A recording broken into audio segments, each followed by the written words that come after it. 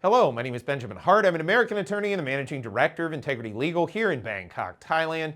Since the whole COVID event that lasted years and was just terrible, in my opinion, it had a detrimental impact on Thailand's economy. It had a detrimental impact on people insofar as, it impacted people's families, the ability to see one another, the ability to interact with one another.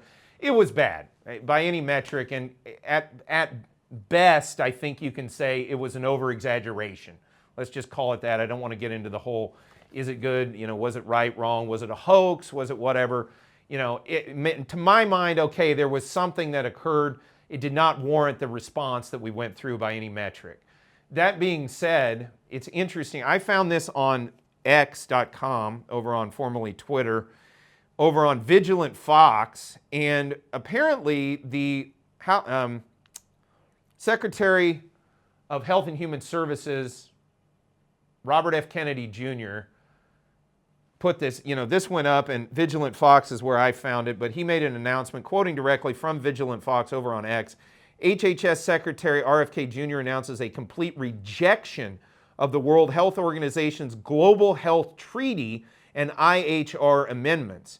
The U.S. will not surrender its sovereignty to an unelected body funded by Bill Gates. Quote, and this is quoting RFK, the proposed amendments to the international health regulations, what is that?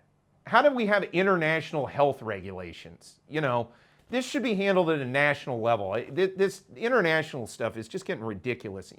I agree also over here, and not to get too deep into this, but Thailand has said, hey, we're not involved with this International Court of Justice where Cambodia is trying to drag that whole thing in with regard to this border dispute. What do they have to do with anything? The two sovereign nations can deal with it themselves. We don't need this supranational, pretty unaccountable group of people telling us all what to do. That said, quoting further, the proposed amendments to the international health regulations open the door to the kind of narrative management, propaganda, and censorship that we saw during the COVID pandemic.